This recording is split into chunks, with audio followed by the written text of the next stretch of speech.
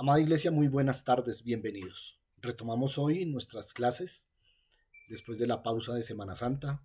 Nuestro tema, pues desde ya agosto lo estamos estudiando de guerra espiritual.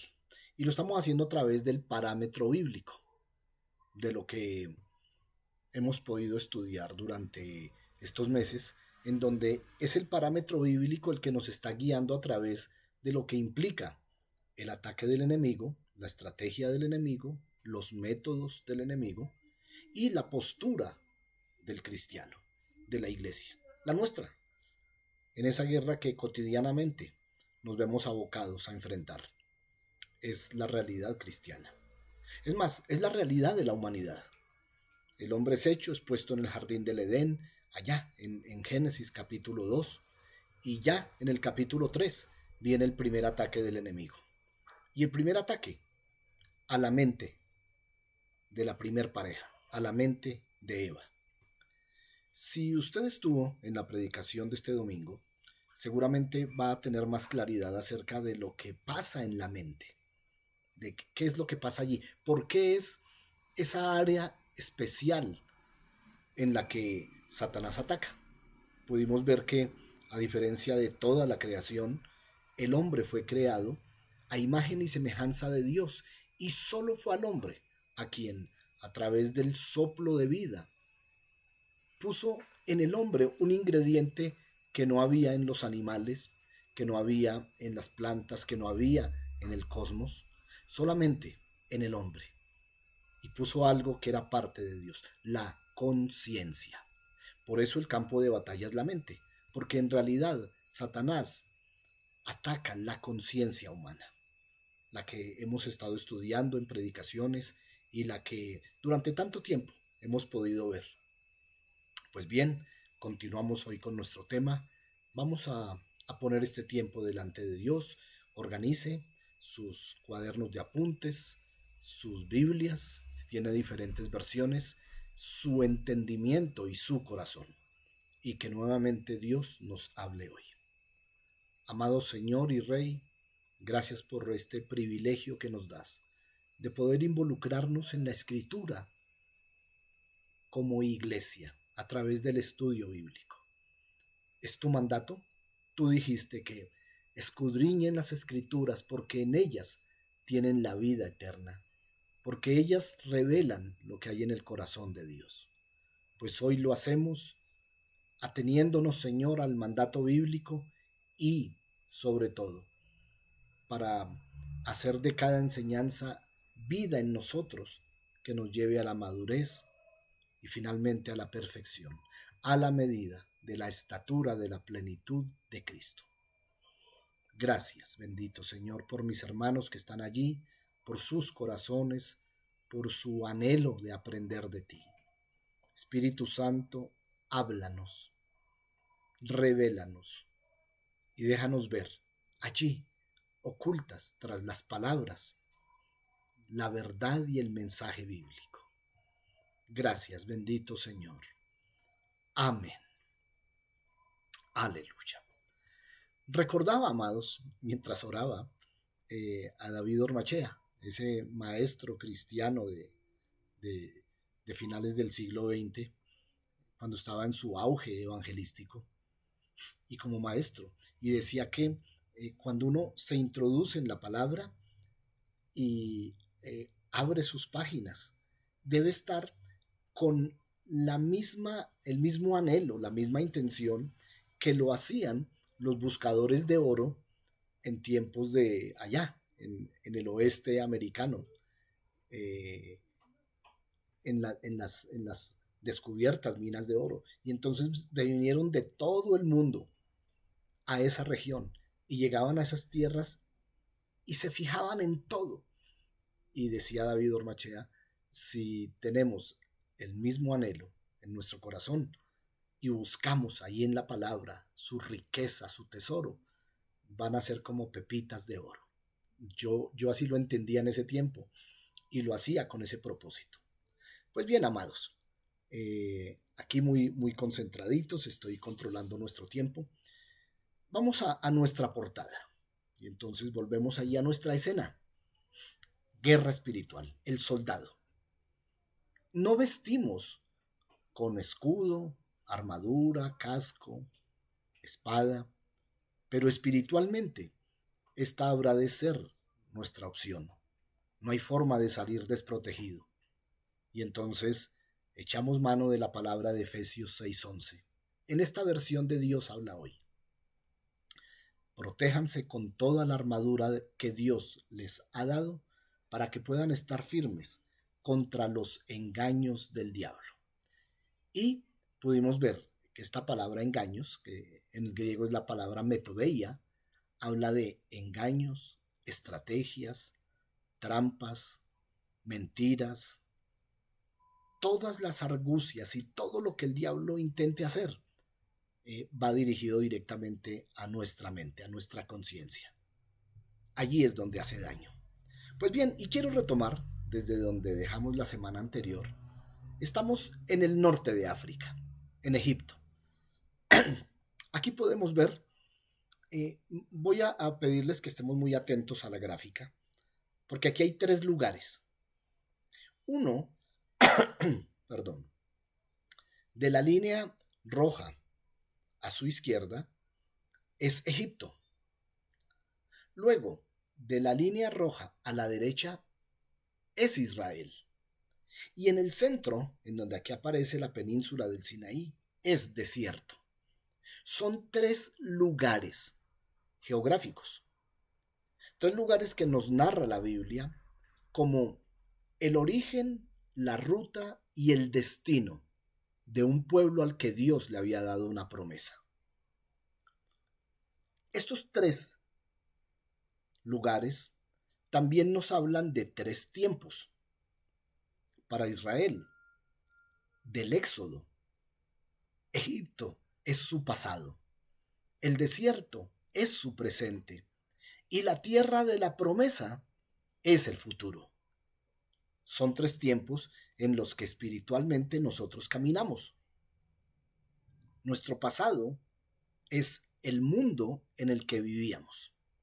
No nos hemos trasteado, geográficamente estamos en el mismo lugar, pero nuestra condición espiritual era similar a la de Egipto. ¿Por qué? Porque allí éramos esclavos, esclavos del mundo, esclavos del gobernador de este mundo, el príncipe de este mundo, entendámoslo, el diablo, esclavos de el pecado, la iniquidad, la rebelión, la transgresión. Es decir, voluntariamente no podíamos decidir dejar de pecar, porque nuestra naturaleza carnal caída estaba atada al deseo del gobernador del mundo. Y por esa razón, la maldad que hoy vemos, cuando vemos los noticieros, cuando vemos los informes de seguridad, lo que vemos es personas haciendo el mal en todas las áreas. Los políticos a través de la corrupción, a través de la desidia, del abandono, las autoridades, en muchos casos no cumpliendo su misión, los grupos armados trayendo violencia, y el mundo, nosotros, las personas, las familias, ahí en la mitad, siendo víctimas de toda esa maldad. Ese era el Egipto en el que yo vivía. Hasta que un día, a través del primer acto, el de Éxodo 12, a través de la Pascua, es decir, del sacrificio de Cristo, que es nuestra Pascua, me hizo libre. Y entonces, mi presente hoy tiene que ver con que estoy atravesando una ruta muy difícil. Es un desierto. En los desiertos ya hablamos mucho acerca de esto. En los desiertos hay muchos peligros, hay mucho calor, hay mucho frío, hay ausencia de agua, hay ausencia de alimentación, hay peligro de víboras, animales salvajes. Es decir, lo que usted y yo, mi hermano, vivimos mientras llegamos a la promesa es difícil, es duro.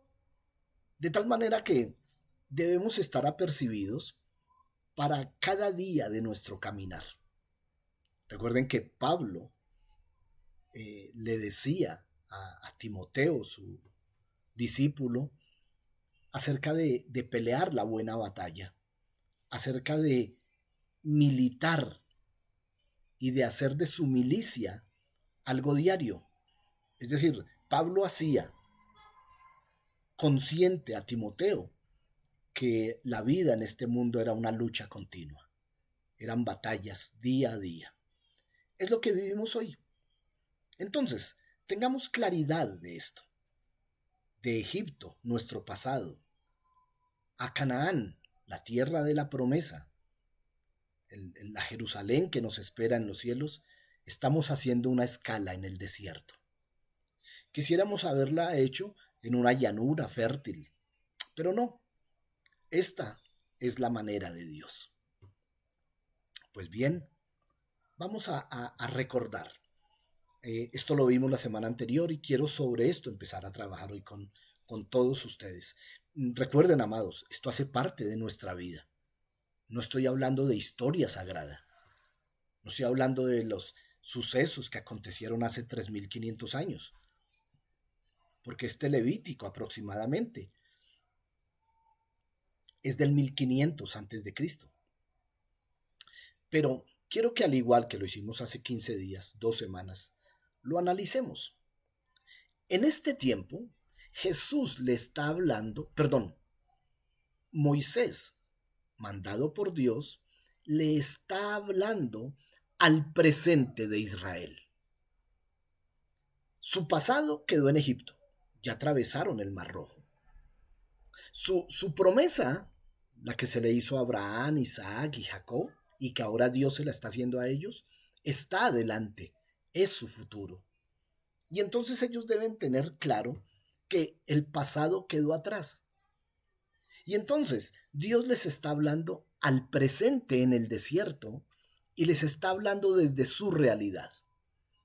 Les está diciendo, no haréis para vosotros ídolos, ni escultura, ni estatua, ni pondréis en vuestra tierra pintada para inclinaros a ellas, porque yo soy Jehová vuestro Dios. ¿Qué les está diciendo? Ustedes, en su pasado, en su Egipto, eran idólatras. Se postraban a las imágenes, tenían ídolos, daban su tiempo, sus recursos, su adoración, lo mejor que tenían eran para esos ídolos. Era la realidad de Egipto en el desierto.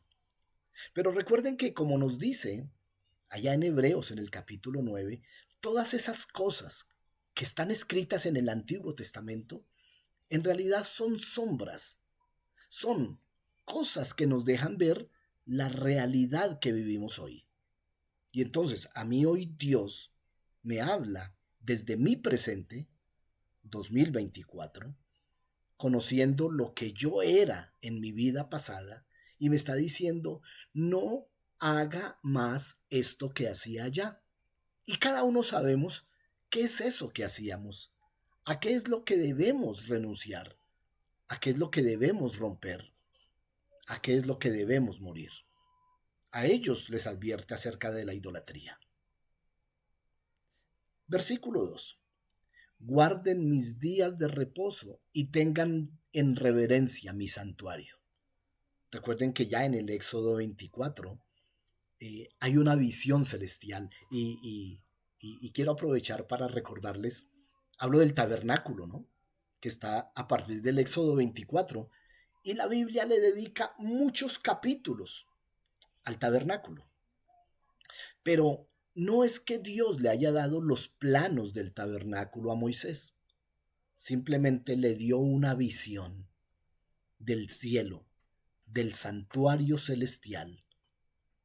Y una vez Moisés vio todo, Dios le dijo, ahora haga una réplica de lo que vio ahí en el desierto. Entonces, amados, el tabernáculo que hoy conocemos el tabernáculo de Moisés allá en el desierto, que es muy similar después al templo de Salomón en sus partes, en realidad corresponde a una visión de lo que hay en el cielo. O sea que en el cielo hay un atrio, un lugar santo, un lugar santísimo, hay adoración, hay sacrificio.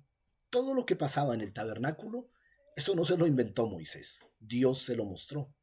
Y justamente Hebreos nos habla tanto del tabernáculo como del sacerdocio del cielo. Entonces, ahora en el presente de Israel, Dios les está diciendo, miren, allá ustedes reverenciaban y adoraban en los templos paganos.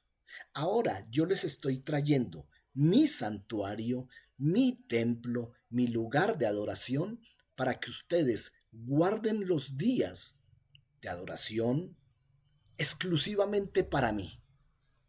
¿Qué es un día de reposo? Hemos hablado mucho de esto, pero me gustaría volverlo a hacer. Dios le había dado como estatuto perpetuo a Israel, por eso lo guardan hasta hoy, que trabajaran 6 días, pero que en el séptimo día descansaran con un propósito. Ese día era para dedicarlo al Señor.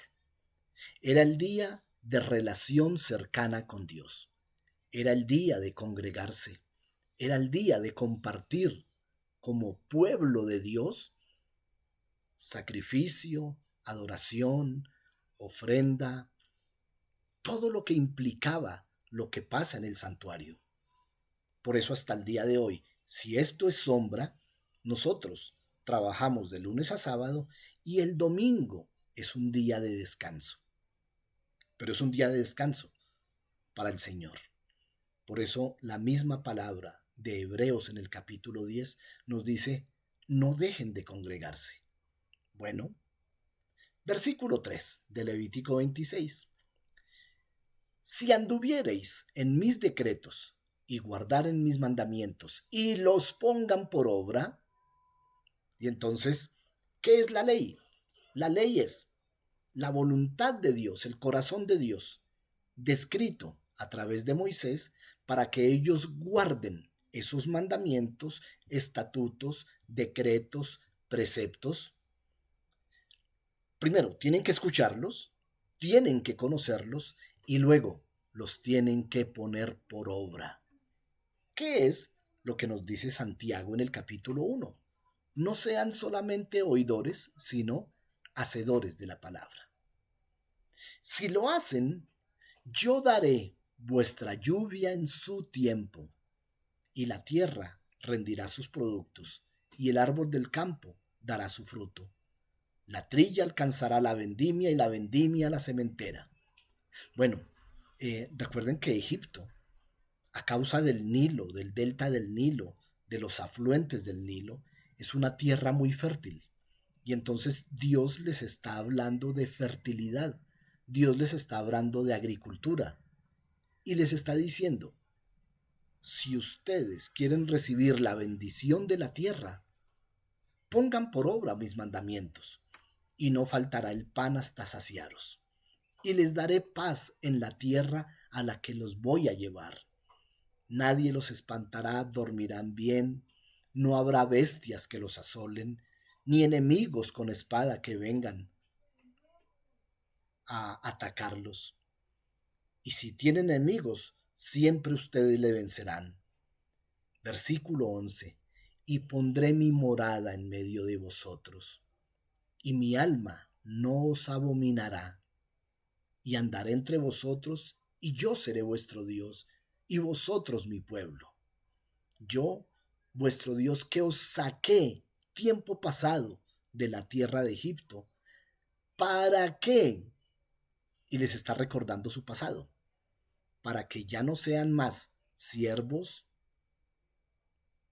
para que las coyundas de vuestro yugo, es decir, el yugo es ese palo atravesado que está sobre los hombros de las personas, aún sobre los animales, que es el tipo de grillos y cadenas que llevan los esclavos atado. Y os he hecho andar con el rostro erguido. Es decir, me da a mí personalmente la idea que esos 2 millones de israelitas, bueno, en realidad eran menos, ¿no? Lo que pasa es que había entre ellos pueblos de otras naciones, hombres de otras naciones. Pero, de acuerdo al versículo 13, ellos andaban en una postura de sumisión, con su rostro hacia el piso, siempre dispuestos a postrarse y a servir a sus amos.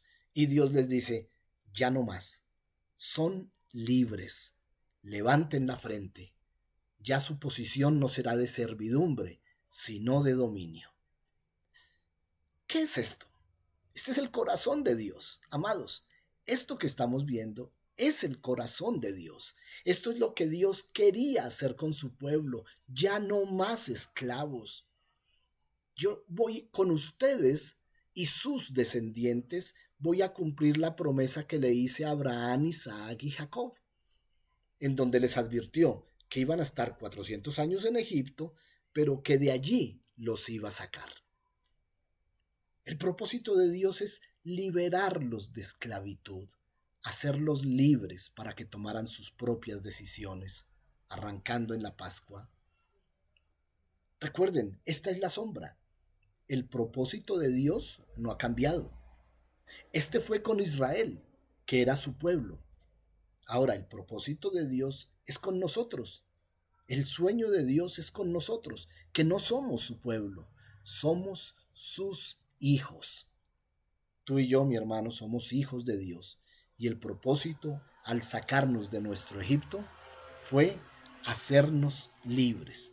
¿Libres de qué? ¿Libres de quién? Libres de la esclavitud de Satanás, libres del pecado, de la maldad. Ese es el propósito.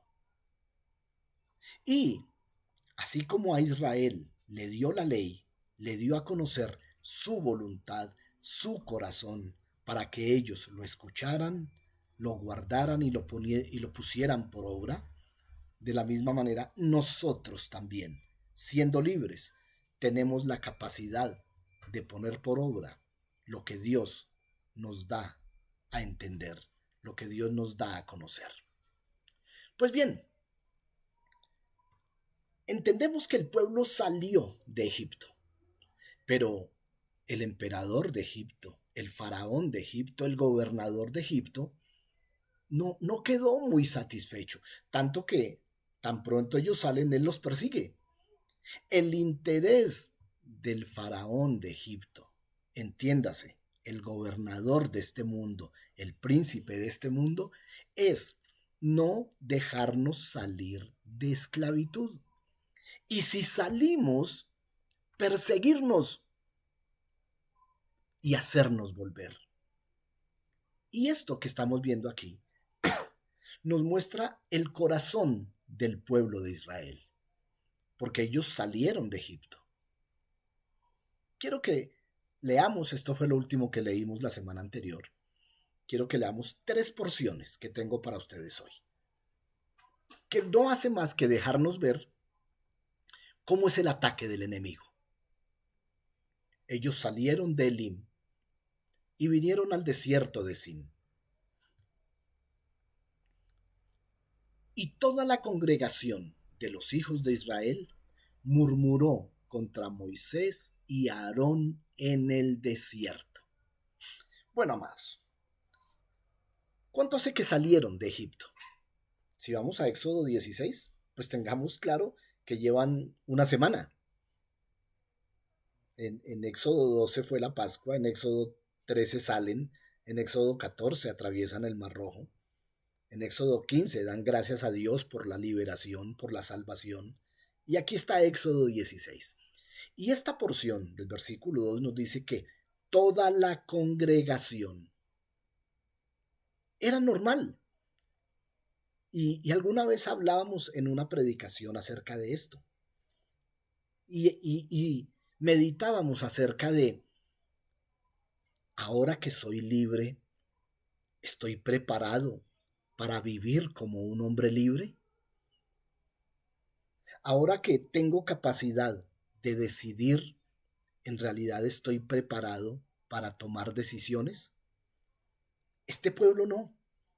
Habían sido esclavos en Egipto, ellos, sus padres, sus abuelos, sus bisabuelos, tenían una mentalidad de esclavitud, tenían una mentalidad de servidumbre, tenían una mentalidad de idolatría y se sienten desubicados, no están en el confort y la comodidad que les daba Egipto, no porque allá vivieran muy cómodos, sino que estaban acomodados a esa su realidad. Ahora viven otra realidad.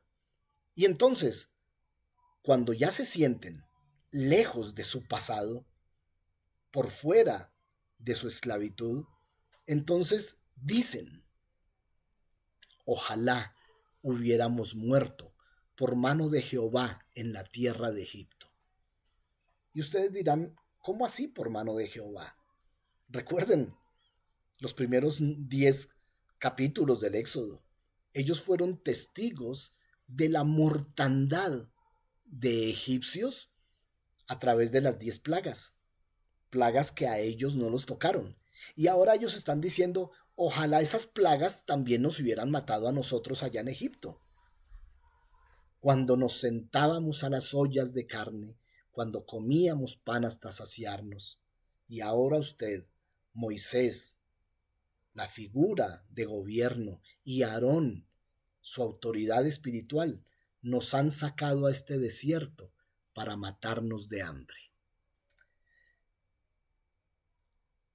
En esto meditamos y decíamos que uno de los propósitos de Satanás, que vamos a ver en un momento, es que así tengamos nuestros pies en la iglesia,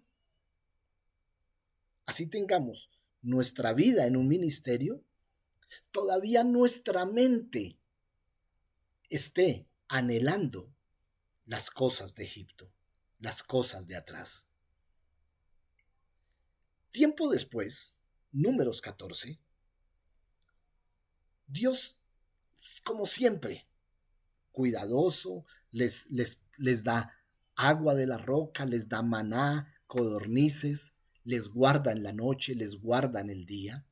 Y sin embargo, la congregación dio voces y el pueblo lloró aquella noche y se quejaron contra Moisés y contra Aarón. Y les dijo toda la multitud, ojalá muriéramos en la tierra de Egipto, ojalá.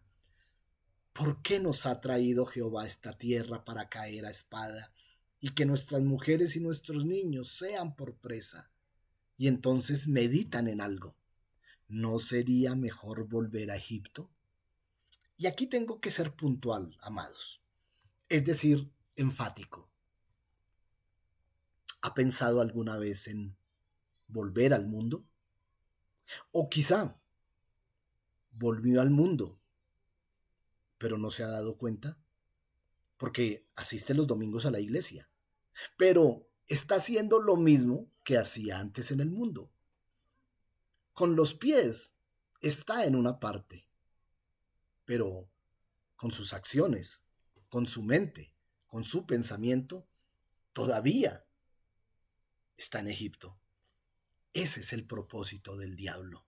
Sí, claro, no importa, congréguese y predique, estudie mucho, claro, apréndase la Biblia, pero no abandone la carnalidad. Es decir, Egipto siempre estará abierto.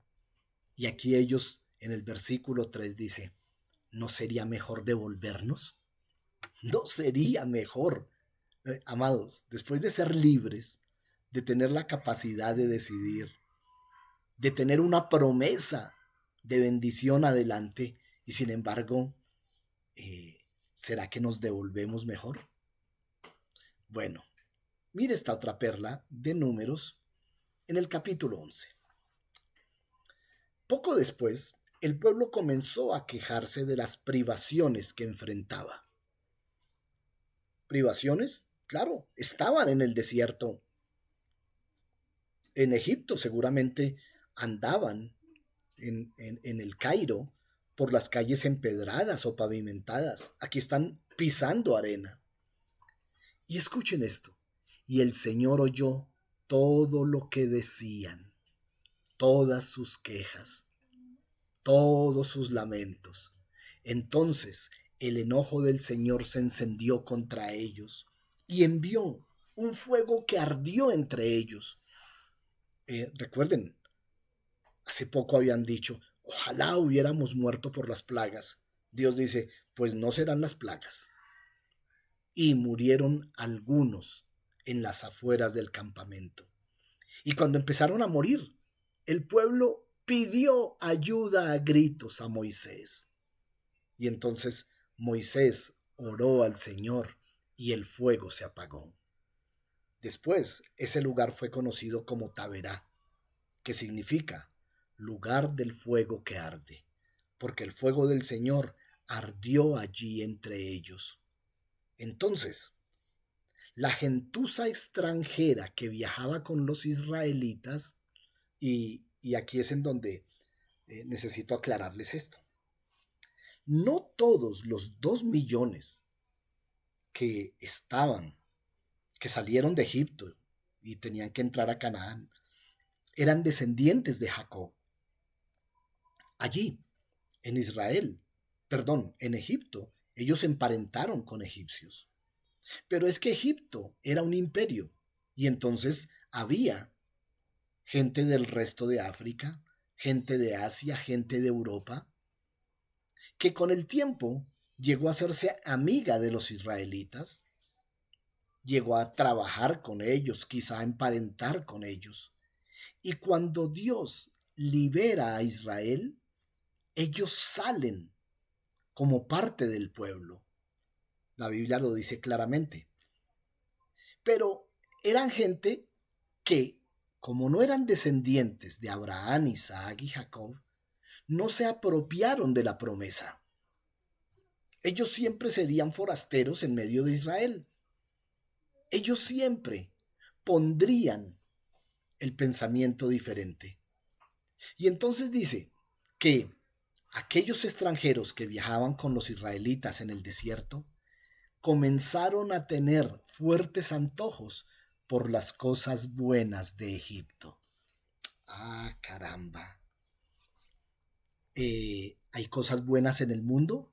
Claro que sí, hermano. Si no, pregúntele a la carne. Pregúntele a la carne. ¿Se ha reunido usted alguna vez con un cristiano a compartir cosas del pasado y terminan hablando de las fiestas que tenían, las rumbas que tenían, los despropósitos que cometieron, las borracheras que tuvieron, las mujeres que tuvieron, las aventuras que tuvieron, y las cuentan, no arrepentidos, sino como cosas buenas que pasaban allá, en nuestro Egipto? Y estos extranjeros empezaron a tener antojo por eso. Y eso contagia. Y entonces, Satanás es astuto y siempre mezcla en medio de los suyos extranjeros, gente que no es de la promesa, pero que como están allí, y entonces decían, oh, si tuviéramos un poco de carne. Esa es la carne, ¿no? Y se acordaban, versículo 5, del pescado que comían gratis en Egipto. Sí, yo puedo decirles que del río Nilo tenía que salir mucho pescado, pero gratis, un pueblo esclavo, tenían que haber hecho muchos ladrillos, tenían que haber cocido muchos ladrillos para tener derecho a comerse un pez. Además, teníamos los pepinos, los melones, los puerros, las cebollas, los ajos que queríamos. Vengan, yo les hago una pregunta y vamos a entrar en la lógica. Si ellos realmente tuvieran carne, pescado y toda esta comida, ¿le habrían pedido a Dios que por favor los ayudara? No, definitivamente no. Así comienza el Éxodo. Dice que el pueblo que estaba en esclavitud y viviendo una situación terrible de hambre, de necesidades, clamó a Dios. Y aquí están diciendo que allá vivíamos también. No, hermano, déjeme decirle, y se lo digo de todo corazón, usted y yo no vivíamos bien en el mundo. El mundo jugaba con nosotros. ¿Cuándo pasó esto? Cuando el pueblo se cansó de comer maná. Hemos perdido el apetito. Ya no queremos más maná. ¿Qué era el maná? Era la comida del cielo. ¿Qué era el maná? Era el regalo de Dios para un pueblo que no había sembrado. Ellos no tuvieron que arar la tierra. Ellos no tuvieron que sembrar y esperar la lluvia temprana. Ellos no tuvieron que esperar el tiempo de la cosecha. No, Dios les mandaba el maná. Y sin embargo, estaban aburridos, enojados con Dios, con Abraham, con Moisés y con Aarón. Hemos perdido el apetito. Bueno, ahora sí, esculquemos. ¿Cuál es el objetivo de Satanás y de sus estrategias? ¿Por qué? Porque lo había logrado con este pueblo. Recuerden, vivimos tres tiempos que son tres lugares. Nuestro pasado, el que usted y yo, mi hermano, ya dejamos atrás. Eso no hace parte de nosotros. Ese pasado se fue de nosotros. El futuro, que es la promesa, la esperanza de una vida eterna en la presencia de Dios. Y nuestro presente. Y es en nuestro presente, eso en nuestra realidad actual, en donde el metodeia, las estrategias, las artimañas, las trampas, las mentiras, los engaños del diablo nos atacan. Satanás, primero, es el padre de todas las mentiras. Su naturaleza es la mentira. Cuando él miente, está mostrando en realidad quién es. Él es así. No es que él dice mentiras, su vida misma es una mentira. Por lo tanto, su principal enemiga es la verdad. Y la verdad está personificada en Cristo cuando nos dijo: yo soy el camino, la verdad y la vida. Satanás entonces se opone a esta verdad. Y la palabra del Señor es verdad. Y él va a utilizar lo que Dios diga para de allí tomar materia prima para meter mentiras disfrazadas. Bueno, verdades disfrazadas que son mentiras. Con que Dios les dijo que no comieran de ese árbol, eso es mentira. Bueno, todavía él sigue diciendo eso. Yo no sé si ustedes, yo esta mañana les puse en, en, la, en nuestro grupo los capítulos 21 y 22 de Segunda de Samuel. Para quienes lo leyeron, qué interesante, ¿no? De allí sacamos muchas verdades. Y esas verdades fundamentan nuestra vida cristiana. Dios lo dice. Esté atento, porque cuando una verdad bíblica la asumimos para nosotros y empezamos a vivirla, vendrá de alguna parte, bueno, vendrá de Satanás, pero canalizado de alguna parte a través de personas, a través de circunstancias, algo que nos desmienta esa verdad. Él nos hace dudar de la bondad de Dios, de la fidelidad de Dios. Y si logra hacerlo, nuestra fe va a titubear. Bueno, Él hace tantas cosas. Él usa el miedo a la muerte para mantener a los hombres esclavos. Uy, vengan, esta parte sí que es interesante.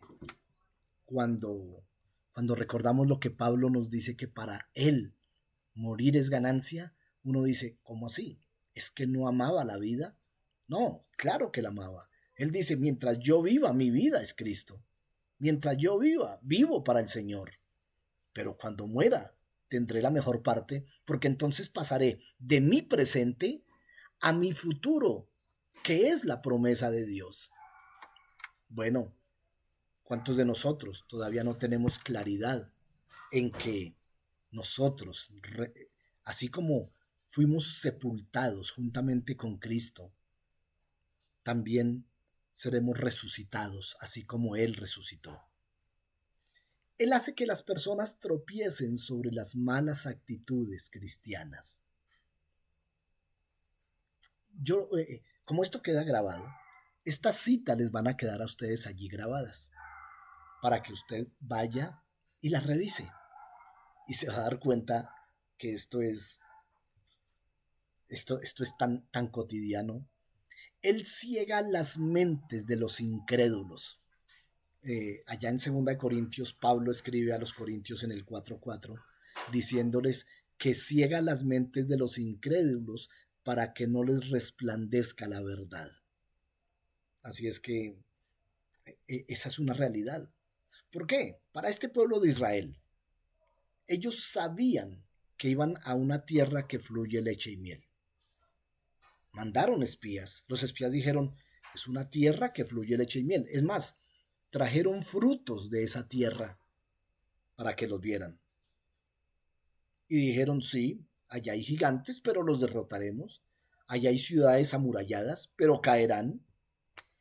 O sea, era claro para, para Josué y Caleb que ellos vivían sobre la verdad que Dios había dicho. Pero para los otros, Satanás les cegó la mente. Ellos vieron los frutos grandes, pero también se imaginaban a las personas grandes. Ellos sabían que caminaban con Dios, pero también veían en sus mentes. Porque mire lo que dice, Él ciega las mentes de los que no tienen fe. Y si en algo se caracterizaba este pueblo, créanme, amados, es en que de su pasado a su futuro, allá en el presente que vivían, en la escala en el desierto, su fe estaba en el piso, tanto que murió toda una generación. Bueno, amados, por hoy dejamos aquí, porque recuerden, esto que vimos allí en ese paso por el desierto, lo que hace es mostrar nuestra vida diaria cristiana. Sí, yo salí de Egipto, yo recuerdo cuando salí de Egipto, pero soy testigo que Faraón vino a perseguirme y quiere que, así como estos, un día diga, mejor sería volver atrás. Y un día anhele las cosas, entre comillas, buenas que tenía el mundo. ¿Dónde va a ser todo eso? Él me va a hacer quejar por todas las cosas que no tengo, quitándome de la vista las muchas que sí tengo. Si todo lo puedo en Cristo, si todo lo tengo en Él, si todo soy capaz de lograrlo en Él, ¿por qué voy a estar quejándome? Uy, si yo tuviera esto, si tuviera aquello. Este pueblo durante todo el tiempo lo que decía era, oh, cuando teníamos de sobra esto y esto, mejor fuera morirnos y como no morimos, pues devolvámonos, vámonos para Egipto. Amados, así el enemigo trabaja en las mentes de nosotros, los cristianos que hoy, usted y yo, mi hermano, vamos caminando hacia nuestro futuro, allá, el que nos espera. Amados, Dios mediante nos vemos este próximo domingo, 7 de abril, es primer domingo del mes, tenemos nuestra Santa Cena, vaya muy dispuesto, Dios tiene cosas muy buenas. Y si Dios lo permite, el próximo 10 de abril, miércoles, continuaremos con ese paso por el desierto y estaremos hablando específicamente de nuestro presente, sabiendo que lo de atrás ya pasó, y que si alguno está en Cristo, nueva criatura es. Las cosas viejas pasaron, he aquí todas son hechas nuevas. Amados, les bendigo en el nombre del Señor y si Él lo permite, estaremos nuevamente por aquí el próximo miércoles. Bendiciones, mis amados. Dios les guarde.